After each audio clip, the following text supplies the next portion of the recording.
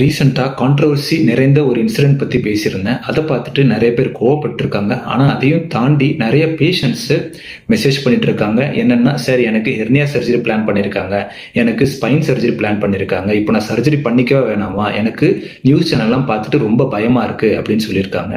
இந்த பயத்துக்கான காரணம் என்ன நினைக்கிறீங்க? முதல் காரணம், நியூஸ் சேனல்லையும் இன்ஸ்டாகிராம்லையும் நீங்கள் பார்க்குற இன்ஃபர்மேஷன் கம்ப்ளீட் கிடையாது, சரிங்களா?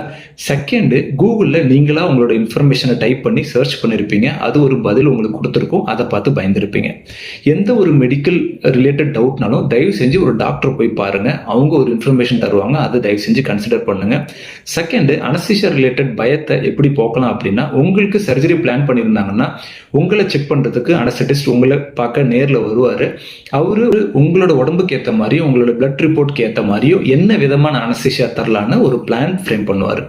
ஸோ அவர்கிட்ட நீங்கள் என்னென்னலாம் சந்தேகம் இருக்கோ அதை பற்றி தயவு செஞ்சு வெளிப்படையாக கேளுங்க. அவரு உங்களுக்கு எக்ஸ்பிளனேஷன் தருவார். ஒன்ஸ் உங்களுக்கு எப்படி அனஸ்தீசியாவும் சர்ஜரியும் பண்ண போகிறாங்கன்ற ஒரு பிளான் உங்களுக்கு தெரிஞ்சிருச்சுனாலே 90% ஆஃப் த ஃபியர் போயிடும். இது சாதாரணமான ஒரு பயம்தான். It may be due to media and Instagrams false information. So no need to worry about anything.